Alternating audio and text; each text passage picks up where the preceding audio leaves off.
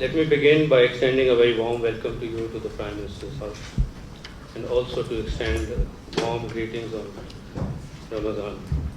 We are deeply honored that the Prime Minister personally desired to have this session today with all the heads of missions of OIC countries in Pakistan.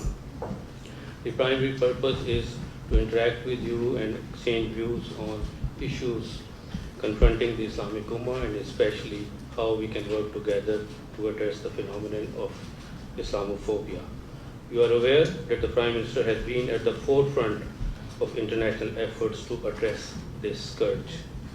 He has been calling for greater unity and solidarity among the Islamic countries to counter Islamophobia.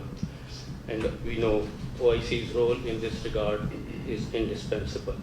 So how we have organized this session is that first we will hear the Prime Minister's address, and then we will open the floor for short question and answer sessions and your comments and observations. So without further ado, allow me to ask the Honorable Prime Minister to address the group, and then we'll begin our proceeding. Ji, Bismillah Rahman Rahim. Again, I welcome all of you excellencies representing OIC. The reason I especially called you today because there is the level of Islamophobia has increased all over the world, and you have seen the way they have, the gulf is widening.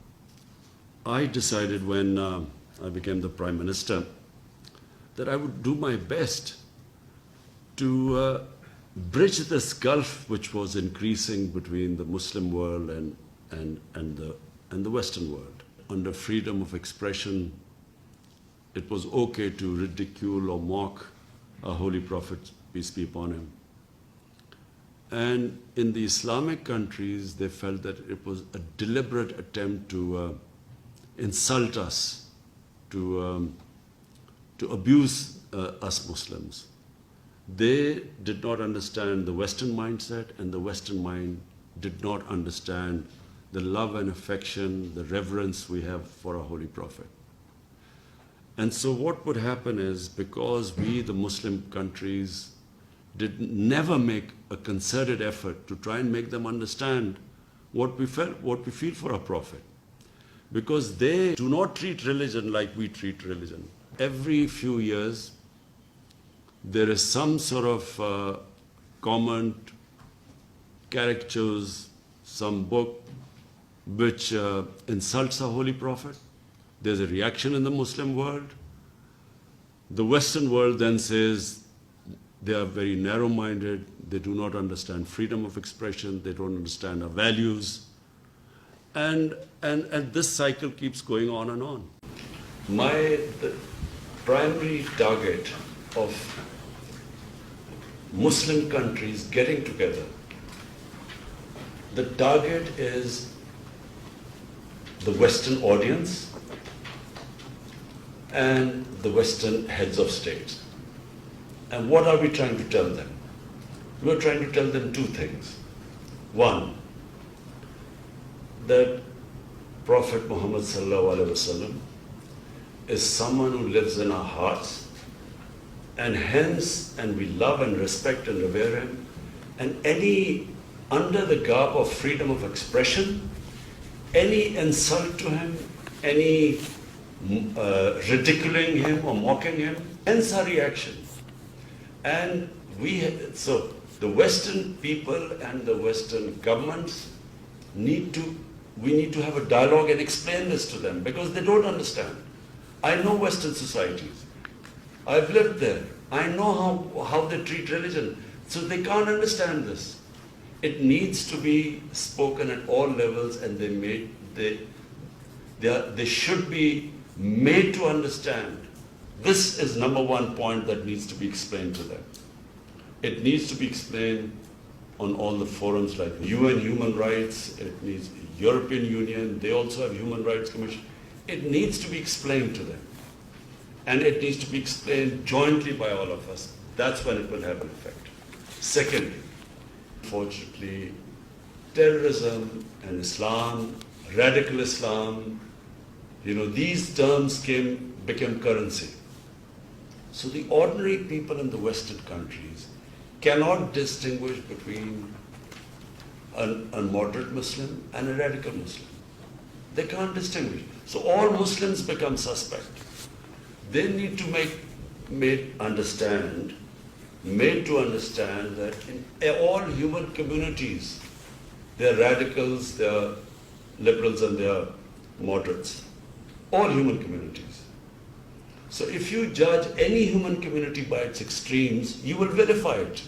So no society should be judged by extremes. So this is what's happening, unfortunately, to us. Islam and terrorism have got, suicide bombing and Islam have been linked together by the media and by the Western analysts. So that needs to be de-linked. Terrorism has no religion. It does not have a religion.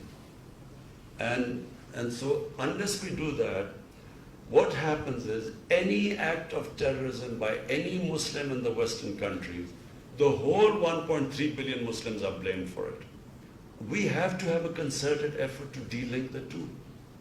It's got nothing to do with Islam. A term radical Islam should never be used. Because it in itself means that there's something in the religion. Radical Muslims, liberal Muslims, yes, but not Islam. Islamists means there's something in the religion. So these are subtle terms, but what has happened is this is what causes Islamophobia. And only us, we the representative of the Muslim world, only we can do something about it. Otherwise, no one else is going to. And once we do something about it, this will then seep into the media as well. And it can only be remedied if all of us, Muslim states, have a concerted, and it's only a small, you don't have to have a big lot of material on it. You just have to address two things. The terrorism part and radicalism part in Islam, and the other is the sensitivity we feel for the Holy Prophet. Because they immediately, the moment we react, they said they are against freedom of expression, and they said they are very narrow-minded people. And they blame that on Islam. So either way, both these are the two areas which then feed into Islamophobia in the Western countries.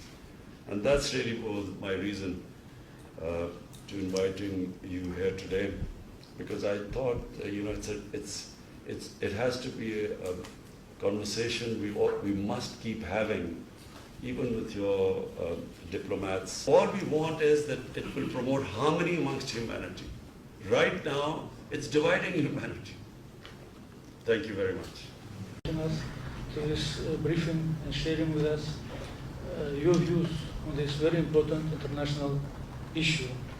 We all face this, and we understand that in the present world there is this issue which we must jointly find solution to it. And I think all colleagues will support you. We must explain to international community the difference between Islam, real Islam, and extremism, religious extremism, and terrorism.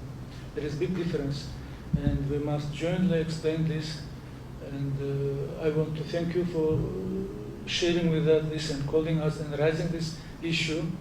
And I'm sure my colleagues will share this information about this meeting with the capitals, and also will share with us here their views on this. Thank you very much. Turkey in this regard proud to play its part both bilaterally and multilaterally. We welcome and endorse the step the OIC foreign ministers earlier took in Niamey. We are closely working with the UN delegation of Brotherly Pakistan with a view to furthering the relevant OIC decisions with the UN United Nations bodies. We appreciate the efforts of Pakistan leading this initiative from the front very much. It's my pleasure and my honor to be here with this meeting, and thanks Mr. Prime Minister to this very important meeting because we are now waiting what they want to do from the Western country. They work all together against any country for the OIC.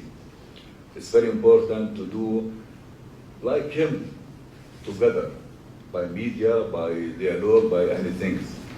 And I want to thank Mr. Prime Minister for your support to Palestine and convey warm regards from His Excellency Mahmoud Abbas, the President of Palestine, and warm regards from Al-Aqsa. It's for all the Ummah Islam. Thank you. Bismillah ar-Rahman ar-Rahim. Assalamu alaikum. Thank you, Excellency. I am Ibrahim, Ambassador of Jordan. And let me seize this opportunity to extend our thanks to His Excellency Prime Minister, who is seizing any opportunity to address the Islamophobia issue in any kind of international forum. This is well appreciated. Jazakallah khair. I believe that the media plays a very big role in this, and of course it needs a very big efforts and a collective efforts all together as Ummah. If I may say that just after the millennium and in year 2002, King Abdullah II took an initiative and we have released a man message. It was a product of months of meetings from different countries, ulama, scholars in general. It was showing the moderate Islam. Thank you. Excellencies, thank you very much for the initiative and also for the invitation extended to us to hear your briefing. Certainly, Indonesia is also on the same planes. We are supportive of the initiative of Pakistan through the OIC, and there's numerous resolutions already been adopted by the OIC, and it serves as a good platform to way forward. And I think there are two things that we need also to underscore in trying to make known to the public that with regard to our effort. One, many already mentioned about the important involvement of media. This is something that's very important. I understand it is not easy. We've been trying also to ask media to arrange meetings among media with the objective that they would come up with a code of conduct which inspire them how to be sensitive of other religions or other important issues. But I guess it is worth also contemplating once again to organize a meeting, among journalists, inviting journalists. So hopefully they would be able to come up with some sort of like a code of conduct for their further preference. There is a lot of interfaith dialogue already been organized involving interfaith leaders in the West, in also in the Muslim world. But without the involvement of media, it is very difficult, because in the end, who come up in the media, the narrative in the media will be direct or will be stated by those who written the articles or every news about the Islam. So I think the importance of the engagement of media, and in this regard, probably OIC may contemplate of organizing a meeting among journalists representing the Westerns and the Muslim countries, so that they can have frank discussions and reflections. What would be the best ways to prevent similar event in the future? So, Prime Minister, thank you so much for your brief sharing with us this really important issue. As my brother, the Ambassador of Turkey, mentioned, the most important thing is to working on the OIC and the United Nations. And I think we should have a roadmap from now, put our efforts on it. Since the UAE will be next year a member of the Security Council of the United Nations, and also the next foreign minister meeting for the OIC will be in Islamabad. So I think we have great opportunity to put our effort on that and working together and make sure all of us in this room with Pakistan, supporting Pakistan in this effort, supporting you, Excellency, on this, leading the effort to support that. Assalamu alaikum warahmatullahi wabarakatuh. Thank you, Mr. Prime Minister, for sharing with us your most pertinent thoughts and views and ideas about this very important issue, not only to Pakistan, but the whole of Muslim world. You will recall, sir, that it was just about 2 years ago, in this very room, that you and my former Prime Minister, Dr. Mahathir Mohamad, had a very important discussion on this, among others, this particular issue. And it was, that meeting took place just a few days after the incident in Christchurch, New Zealand. So both our leaders, you and my former Prime Minister, we expressed our resolve to address this issue, including, you mentioned just now, the need for leaders of the Muslim world to engage in a constructive and sustained manner with the leaders from the Western world, to educate them about the sensitivities associated with Islam and the Muslims and Islamophobia, etc. Thank you very much. Thank you. First, I want to convey the congratulations of Fadilat al-Imam al-Akbar Shaykh al-Azhar to Your Excellency for the month of Ramadan and also for your efforts countering the Islamophobia. And your message to him has been very well received the last month, and I think there is a sort of dialogue going on concerning your message. Thank you very much. Thank you.